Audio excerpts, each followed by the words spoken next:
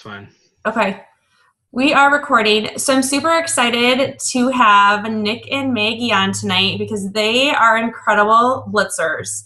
They have spent time and money and energy and lots of stuff to figure out like the strategies and blitzing that work and just creating relationships and all that other good stuff.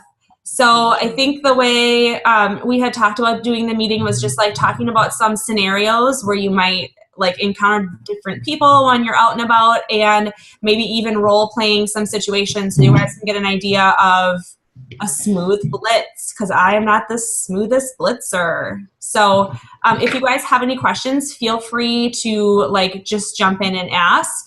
But we'll try to save some time at the end for questions too. If you don't mind muting yourselves just so we don't catch background noise, you can unmute if you have a question or a comment. So, are you eating dinner, Megs? No, I was drinking water and I was swishing it around my mouth. Oh, chewing your water. Awesome. So, let's start with blitzing. What do you want to start with? Blitzing where? Who? Well, let's back up a little bit even more, if we could. Yeah. So warm market versus cold market. I mean, have you guys had a ton of success with warm market? Do you ever worry about running out of people to talk to out of your warm or lukewarm market? You guys can unmute yourselves so we can hear your responses. Oh. So warm markets. You guys worried about running out of people for warm market? Caitlin, yes? Yes. Yeah. Jesse, yeah. Okay, everybody says yes. Okay. Well, so I think the whole point of cold market recruiting is really to kind of reframe a mindset here to go, what if I could, and my neighbor's outside doing construction at the most perfect time. Yeah. Let's shut this. All right. Take two. Start from the top. So the whole point of cold market recruiting is really just to reframe so that you never really have to worry about running out of people to talk to, whether you know them, whether you don't know them. That isn't even the point here. It's that I never run out of people to talk to, and that you obviously have the confidence to be able to approach people, regardless of what kind of setting you're in, or regardless of who they really are, to talk about your business, whether it's a product or a business opportunity. So I'm just kind of curious, like on a 1 to 10, where are people with that? I mean, how comfortable are you? I mean, talking to perfect strangers about your business. Caitlin is a 10, either that or it's a smiley face. I can't tell. Both. Jesse's a 5. Jess is a 5. Michelle, you're a no fingers. Oh, I'm sorry. I was getting from one of my loyals. That was the question. Oh, the question was on a 1 to 10, how comfortable are you approaching a perfect stranger about your business? Probably about a 4. I think I'm confident until I get up to them, and then the words just don't come out. Got it. Well, hopefully by the end of today's call, or Zoom rather, you feel a little bit more comfortable. And so really, I think really where blitzing kind of starts at is posture. And what I mean by posture is just kind of having an attitude of success, going, you know what, I'm so comfortable about my business, and I know that the products at work, regardless of what people say, they might contest it, they might not, but I know that they work because I've used them and I've tried them and I've seen success. And I also know that the business works because I get a paycheck every month, right? And so regardless of what people say, they can't really argue that. And so having this attitude that regardless of whatever anyone says to me, I already know that the products work and I know that I can be successful. Why? Because we get paid every month. And so having that attitude of success every time you open up a conversation. And so, Angela, I know that part of in preparation for this, we talked about is some scenario based, or how do we open up conversations? And so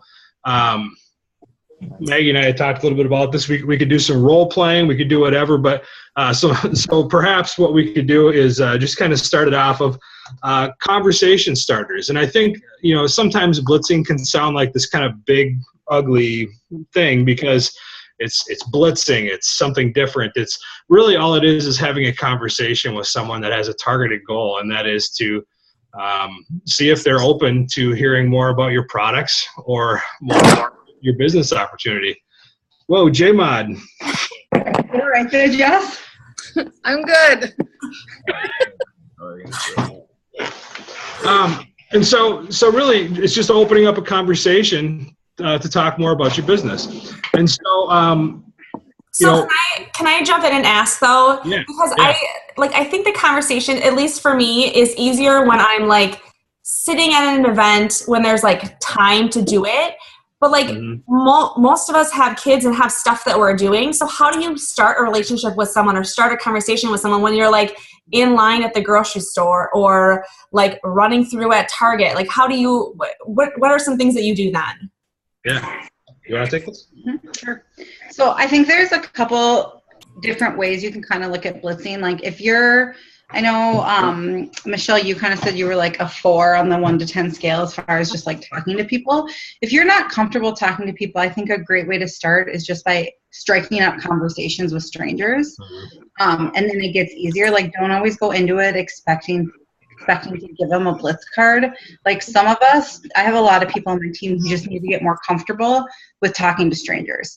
So, because if you're always thinking about it as a blitz, you're going to just be nervous as all get out, and it's going to be super hard to close that. So just get more comfortable talking to strangers. I think there's lots of easy examples of things you can do. I think women, for example, we're great at compliments.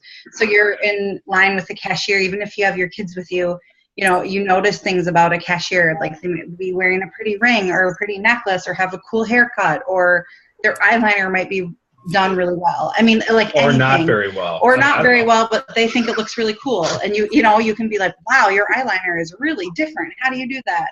You know, I mean, just. Different's a good word. Yeah. I mean, seriously, like those are types of conversations I've had or at places where I see a lot of the same people, like when I go through like a Starbucks or the post office or places that you go frequently. I think it's just like, you work a lot here. I see you all the time when I'm here, and they'll be like, yeah, I work a lot. And then I mean, for me, that's like a really easy way to lead into a blitz. Like, you work a lot here. Do you like working here? Most people don't love their jobs if they're in retail. So they'll be like, no, and then I'll say something really simple. I'll just say, do you keep your options open when it comes to making money? And most people are caught really off guard by that. And they'll say, yeah, I think so. Or yeah, I mean, yes, whatever. Most people do not say no to you. And if they say no to you, then you go, okay, that's it. Whatever. Like, who cares? You know, you kind of move on. But if they say yes, I always just say, I run my own business and I'm really looking to grow it in this area. Can I get your number quick? I'm really swamped right now, but I will give you a call first thing next week or within the week or something like that. And I just have them, I either just like open up my phone and just have them like type their phone number in the notes of my phone. Or if I'm at like a, you know, with like a cashier, usually there's like a Post-it or a piece of paper and they just write down their phone number and I walk away and that's it. I never tell them what I do. Usually if they ask like, well, what kind of business do you run? I'm like, oh, I just run a business out of my home. I'd love to chat with you about it if you have a few minutes next week. You know, so I just keep it really simple and like, I'm in a hurry. I'm done. I do it a lot when my kids go with me. So that's just the easy way that I do the blitz. But I think as far as like conversation starters, and especially if you're worried because you have your kids with you or you feel like you're in a rush, I think just compliments for me, that seems to go well. I don't know.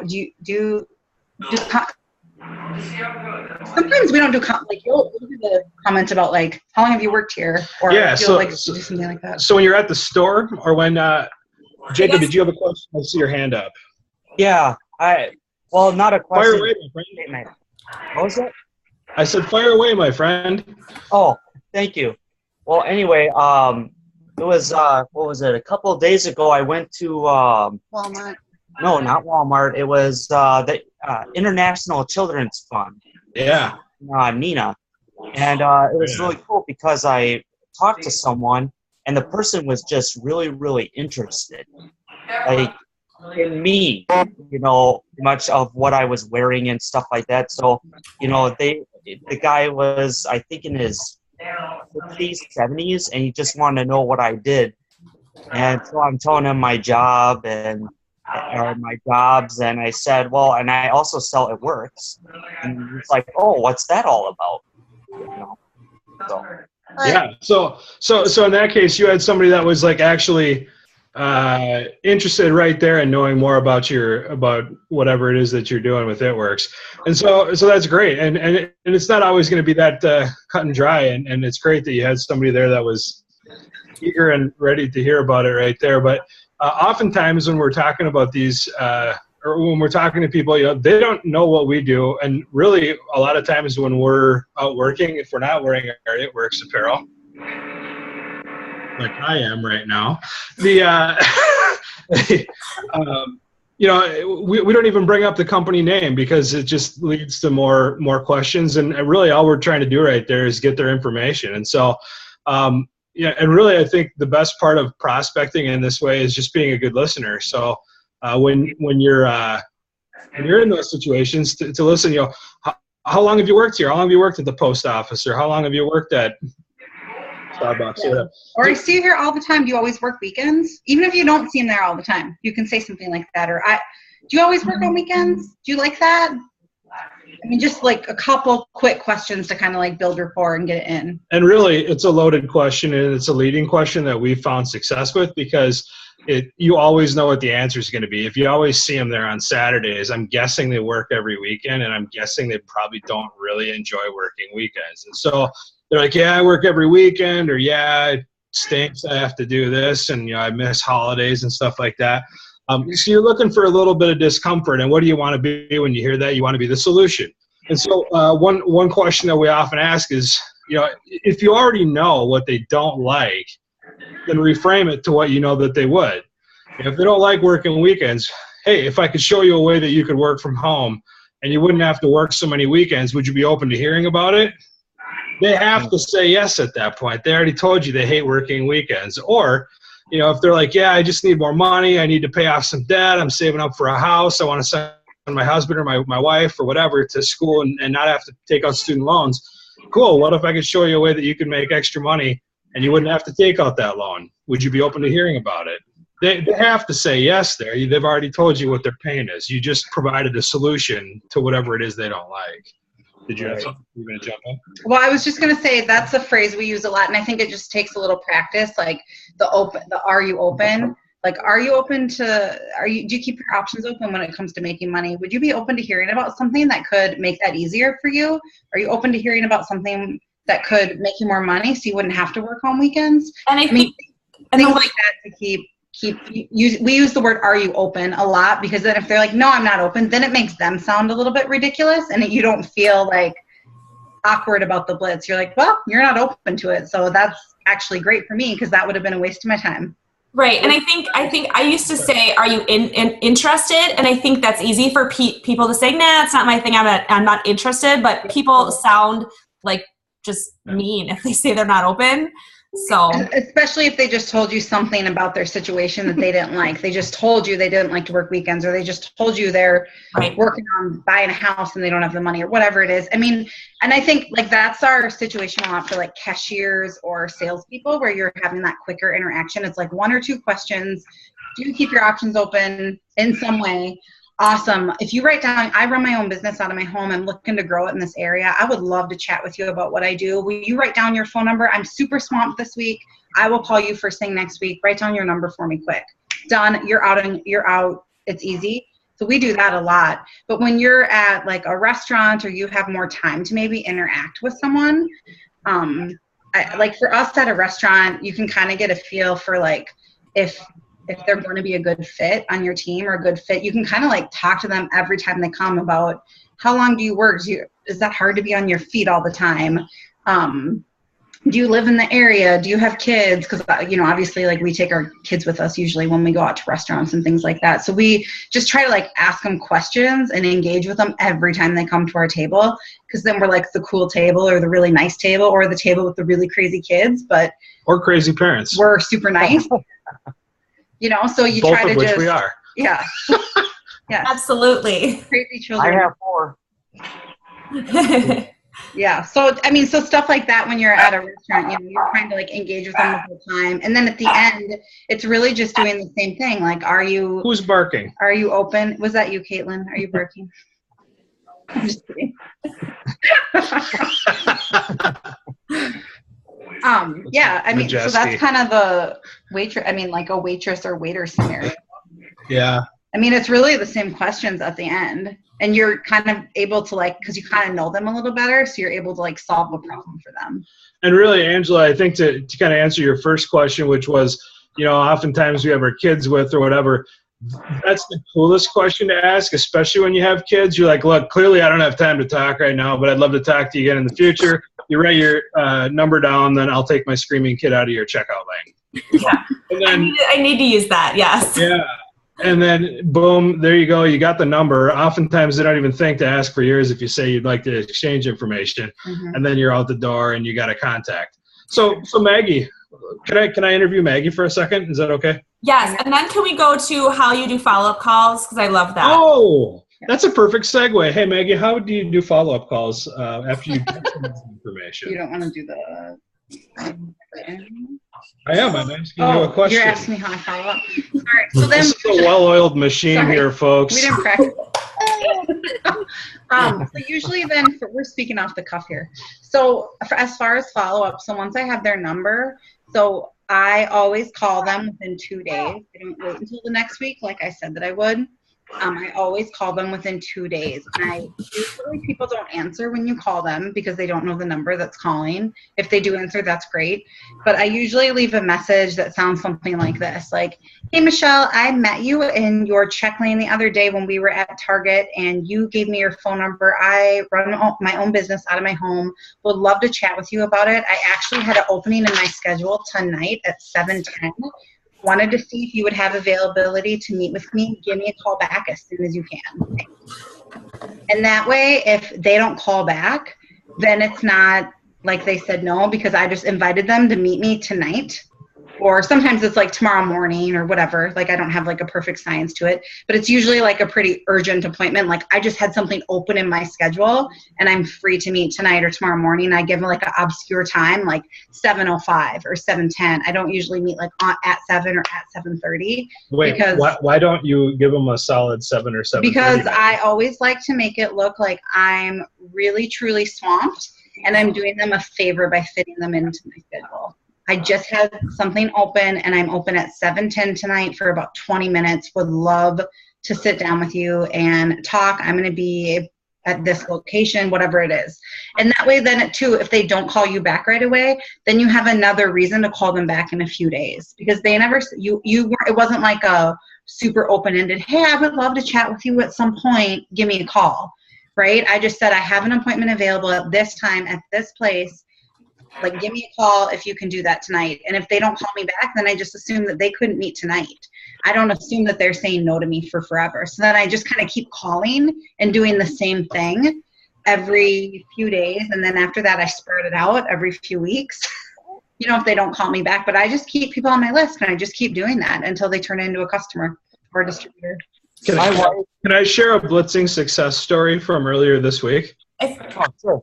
So on Sunday we were at a festival in Minneapolis, and I took Martin there. And they had some stuff there for the kids, some slides. So there was a guy that was working the slide, and so I just started up a conversation with him. I'm like, man, it's hot today, man. What are you doing today working on a Sunday? And he's like, oh, I'm actually a community health outreach worker for this clinic over here. We're putting on the slide. They're just having this kind of a volunteer activity. And I said, oh, that's cool. That's great. So do you work a lot of weekends and strange hours putting on these events for outreach? And he goes, yeah, I do. I've been doing it for 10 years, so I'm kind of used to it. But he had his 2 kids and his niece there with him. And so I just asked him, I go, hey, man, if I could show you a way that you wouldn't have to work so many weekends, would you be open to hearing more about it? And he looked at me and he goes, well, what is it? And I go, well, let's exchange information and maybe we can, catch up later on this week. And he goes, that's great. So I gave him our business card, and then he plugged his cell phone into my phone, actually, for me, and then I saved his contact. And the way I save contacts in there is PDT or PLC and then their name, and I put it all on the first name line. That way it all stays in the same thing. Like I know exactly where to look in my phone roster. Maggie's showing you her screen right now. There it is. Nice. So I do something like that, and I'll usually put where I met them, so that way when they call me back, I can remember who they were. Or if it's like a month after I met them and I'm still calling them. That way I have like a reference point. So then on Monday, over lunch, I picked up the phone, and this guy's name is Desmond, and I called, it rang twice, and Desmond picked up the phone, and I said, hey, Desmond, how you doing? It's Nick. We met yesterday afternoon over in Northeast Minneapolis. You remember me? And he goes, oh, yeah, the guy with the shaved head. And I go, yeah, hey, how you doing? And he's like, oh, I'm doing all right. And I go, hey, tell you what, man, I didn't think I was going to get a chance to meet with you until like Thursday or Friday, but guess what? I had 2 appointment times open up today. I got one at 5:10 or one at 5:40. You pick, and I'll drive to you. And he was like, 5:10 works. And I go, cool, where? And he goes, let's just meet at this coffee shop. And he told me we're in Minneapolis. So guess where I was at 5:10 on Monday in Minneapolis? I was there talking to the guy, and productive conversation. And so obviously this works. And if it wouldn't have been so urgent, he probably wouldn't have felt so compelled to go, oh, shoot, I better jump on this opportunity. This guy's legit. And so it just creates that sense of urgency that makes people go, if I don't jump on this right now, I'm probably missing out on an opportunity. And that's cool to make them feel like they're missing out, because in truth, they are missing out on an opportunity. If they don't sit down and talk with you, they don't get to hear about your deal. And I think it's just like, it's how he was talking about posture. Like, you're confident, you own your business, you run your business, whether you are a distributor, an executive, a Ruby, an Emerald, a Diamond, I don't care. You run your business. You started this business to run it, to own it, to drive it, and you are a confident person who runs a business. So if you have an appointment open, that's when you have it open. And if someone wants to meet with you, great. And if they don't, that's their loss. And they're not saying no to you forever. They're saying no to that appointment time. And you are not going to be inconvenienced by someone who can't adjust to your schedule. You are a busy business person. And that's how we kind of try to look at it. And so Maggie talked a little bit about how she decides to follow up with people, and my follow-up process is slightly different. So I met with this guy on Sunday. I told him, I don't think I'm going to get a chance to meet with you until later on in the week. And then when I call him and surprise him and say, hey, guess what? I have an appointment time today, and here's the 2 I have available. You pick. Now it creates that sense of urgency that, hey, wow. But let's say he didn't answer. It would just be a real simple voicemail. It'd be, hey, Desmond, hey, it's Nick. We met yesterday in Minneapolis. I hope you remember me. Here's my phone number. We talked about a business opportunity. If you're still interested here, give me a call back. Here's my number. And then I leave it at that. And then I wait. And then I pencil it on my calendar. So that's Monday. I would follow up with them again on Wednesday if I didn't hear anything back. Except this voicemail is a little punchier, because now it's been 2 days. I know he got the message, because who doesn't get their voicemails? And so who's not like looking at their phone all day? Who's not looking at Facebook like, I don't know, 90% of their day? And so really, the second message 2 days later is a little punchier. It's just, hey, Desmond, hey, I'm not sure if you got my voicemail or not. I'm assuming you did. Here's my number again. Nick, again, I hope you remember me from, we met on Sunday afternoon in Minneapolis. Hey, give me a call. And then that's it. There's no real niceties on that one. And then if you don't hear back after that, then I would have penciled him in for a Friday phone call. And that one's pretty much what happened phone call. That one is about as direct as it can be. It's just, hey, Desmond, hey, it's Nick. We met on Sunday. I'm not sure if you remember. I left you 2 voicemails. I'm a professional. I really would at least appreciate a professional courtesy of yes or no, you're interested in hearing more about this or not. But if you would have came to me and offered me something like this, I would at least give you the professional courtesy of a follow-up phone call. Here's my number. Call me by. And that's it. And then if you don't hear back from them after that, I prefer just to say, all right, they're really not interested. Or sometimes I'll even add in there, if I don't hear back from you by tomorrow, within 24 hours of this phone call, I'm crossing your name off my opportunity list.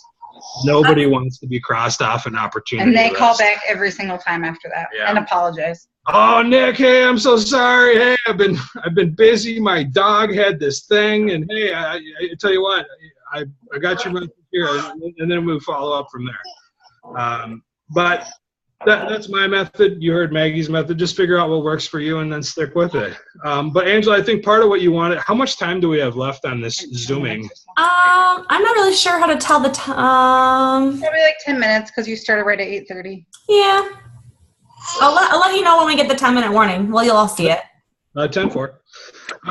So you had asked a little bit about how do we select product versus opportunity as far as how to open up the conversations on that. Maggie, how do you select product versus opportunity? What do you prefer to do? Always when I'm blitzing, it's always about the opportunity.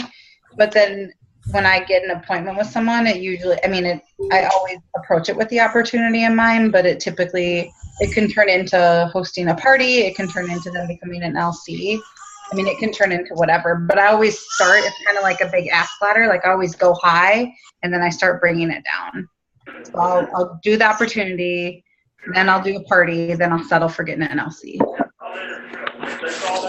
And then the other thing too, I think, regardless of how you start, is not to really have an agenda with it. Is really to have your ears open, eyes open, and going, what is it about this? Like every person that you talk to is going to tell you what they're interested in, and obviously it's also going to tell them. It's going to tell you how to close them. You just have to listen. And so, if I'm sitting there and I'm talking with somebody that is in line, oh, hey, you have a Cleveland Indians jacket on. Are you from Cleveland? Yes, no, whatever. We start talking, and they're like, oh, yeah, I just moved here for work.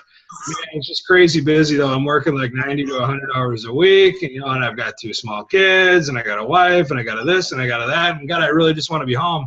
And what – I don't think it takes a rocket scientist to go, well, what if we could show this guy an opportunity? What if we could show this person a way that they could make money from home?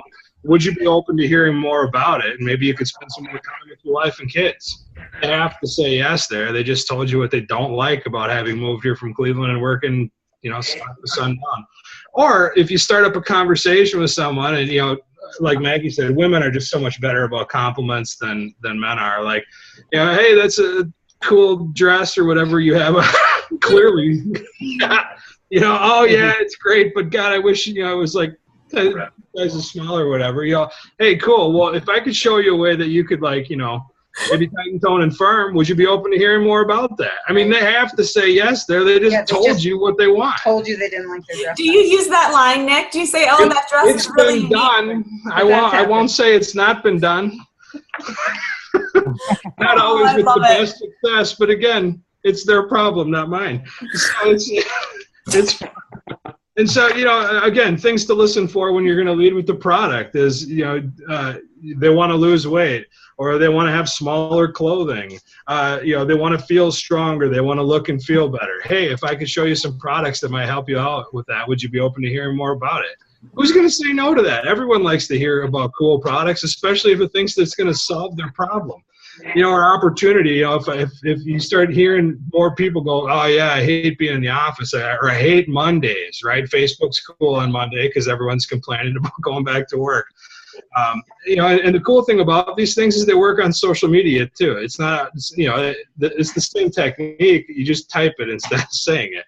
And so just being watchful or listening in person about what's the problem. I want to see more of my family. I want to earn more. I want to get my debt paid off, whatever.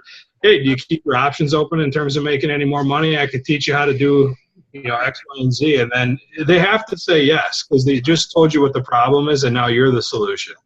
And so I think something that you guys are super uber confident, and that's, for me, that's a hard thing. Not that I'm not confident about the business in my own life. It's just sharing that and exuding that like you both do. Oh, we're at 10 minutes. But something that I did last summer and I need to redo again is tell myself I need to blitz as if I'm an ambassador diamond. And I'm making the buku money, and I'm not blitzing at my current rank. I'm blitzing working as an ambassador. And I think when I was telling myself every single day, I am confident in this business, I know this can do amazing things for other people, I was signing distributors every single month. And then when I let that belief slide, then all of that stuff slides with it. So it's even if you don't have the confidence that Nick and Maggie have, fake it till you make it. That's it. It works. And then all of a sudden you wake up one day and you're like, oh gosh, I am as confident as Nick and Maggie are. So, well, and how I got really good at blitzing, in person, is I was not confident, and I faked it. I was actually just putting on a show for Angela, and then it really turned out to just really not be that bad. Yeah, Caitlin is an amazing blitzer. And that's the thing. Has a no ever killed you? No. No. Not yet. And it's not going to. It's not going to, you guys. Hearing a no. I mean, and also like when you're blitzing people in your cold market, the thing I think about sometimes when I get nervous or feel like it's slightly awkward is I'm like, I'm probably never going to see them again. Or if I do see them again, I'm going to be, my hair is going to be different. My clothes are going to be different. I might only have one kid with me, or I might have my husband with me, or I might, like, the whole situation is going to be different. And chances are strong that this cashier is not ever going to remember me, no matter if it went awkward or not. So when I kind of approached it with that mindset of like, I'm never going to see them again. And even if I do, they're not going to remember me. It just got a lot easier for me to like at least work harder at striking up conversations with people. Yep. So I see Jacob has a question, and we have 8 minutes left. So let's have some questions. So what do you guys think about Walmart employees? I went to a I like them. I asked them about It Works, and the guy knew about It Works, and I tried giving him a card or a Blitz card or, giving him some information. He's like, oh, I'm sorry, I can't take that. It'd be great. I could be losing my job. Yeah. Yeah, that's probably the case where, if the guy was interested in hearing more, I would just say, hey, I know you're at work right now. I know it's probably not a real good time to talk. If you want, I can give you my card. Otherwise, I can just take down your information and I can call you sometime when you're not at work. Would that be all right? We don't hand out a lot of Blitz cards or business cards. I mean, we carry them with us, but we don't hand out a lot of cards. And the reason is, too, because a lot of times when you hand out Blitz cards or business cards, I learned, and this is different, I think, for different people. Some people love Blitz cards, but I just learned, like, they end up in the garbage or they end up on the floor or whatever. And, like, boards have never bought a wrap from me. Floors have never bought a wrap from me. A toilet paper holder or a mirror in a bathroom has never bought a wrap from me. Do people buy wraps from you? People buy wraps from me when I make appointments with them. So that's where I just got better at getting people's phone numbers versus handing out my information and just like keeping my fingers crossed that they call me. I had to actually hunt someone down today. I'm like, I had to call the barber shop because there was a girl who asked about it, and I'm like, man, I cannot remember this girl's name. What is her name? And then I found out, wait, it's Laura, because I called the barber shop. I'm like, who was the last person who gave me a haircut? We're like, oh, that's very resourceful, Jacob. Yeah, that's Laura. I'm like, yes. Now I'm going to be able to ask for Laura the next time I get a haircut, and then I'll be able to maybe get an appointment in. Nice. That's great. Rapper or Good something. idea. Nick, when you guys have a meeting or you get someone on the phone, do you ask them like, so what made you interested in, like, why were you open and making money from home? What do you say to lead into those conversations? Really, when they're on the phone, for us, I guess it's just more about trying to actually get them in person or to set up time to talk to them. So if you're talking about like on the follow-up, I try to keep those pretty brief too, because I find the more we talk to them, the less likely they are to actually commit to something. Sure. And then, that would be more of a conversation to have, like when you're actually talking to them about, you're going through the party pad or you're showing them a product brochure or how a wrap works. That's more that, cool. So what is it about this opportunity that, that's almost like kind of a pre-qualifying question when you're meeting with them before you close them of, what is it about this that's so appealing to you? And then listen to what they say, because then that's essentially them telling you what it is that they're looking for that would close this. Okay. Perfect. And this is an interesting segue, but conversation starters, for us, what Maggie said earlier, practice conversation starters and not going into it all the time with an agenda, just finding ways to break ice with people, even just like, sometimes I'll even ask stupid questions, like if I'm walking through the produce aisle at Target and I know exactly where the bananas are, I'll just ask someone, have you seen where the bananas are? And they're like, oh, yeah, they're over there. Cool, thank you so much. Hey, all right, high five, little guy, whatever. And you high five the kid as he goes by in the cart. Next thing you know, you're talking to the parents, and then you can find a way to slip in the business piece of it. Oh, weird. Anyway, you slip in the business. Anyway. Anyway, yeah, no, it is just about conversation starters, because there's been times too where like we've had a conversation going with like a waiter or something, and then we've kind of looked at each other at the end and been like, not feeling it. Yeah. Like it just doesn't feel natural sometimes to lead into it. Yeah. I mean, we try to like limit that. Obviously, we're not gonna prejudge. I'm not saying we like prejudge someone or think like, oh, we wouldn't want to work with them. But if a waiter's like really, I don't know, sometimes you're just not, they're super busy and you just feel like not customer service. They're not really good at their customer service. And you want to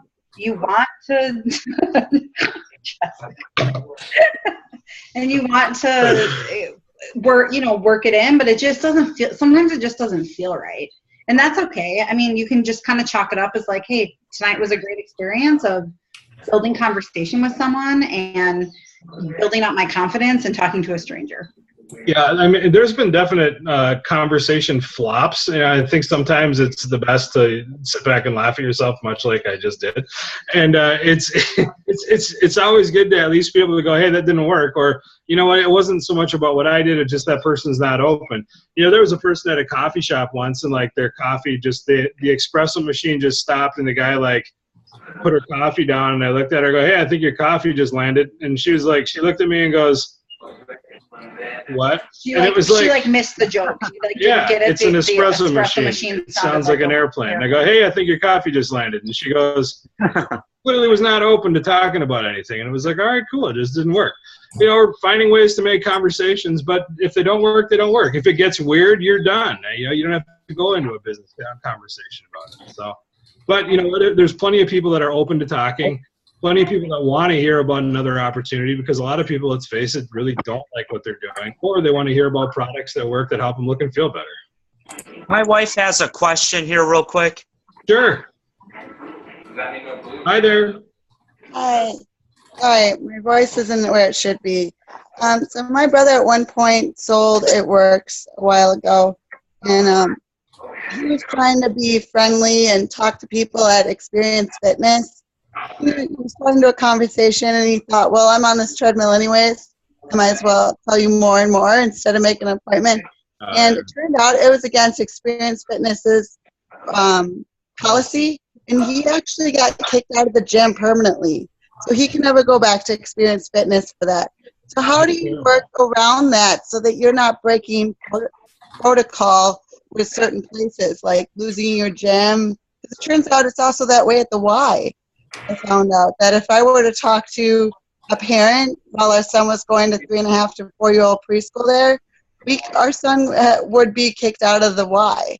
I see here that we're at less than 1 minute, and so I don't really know how to answer that in an indefinite amount of time here. But I would just say you know, use common sense. If it seems like an appropriate place to talk to somebody, great. If it doesn't, and it doesn't feel right, or if you know that there's rules against it, then don't put yourself in a situation that's going to get you jammed up. But Angela, thank you so much for having us on this. Yeah, thank you guys. This was a blast. Thank you for putting up with our humor and shenanigans. Thank you. Awesome. Thanks, guys. I'll put the recording on the page. Cool. All right, thank you. All right, bye, guys.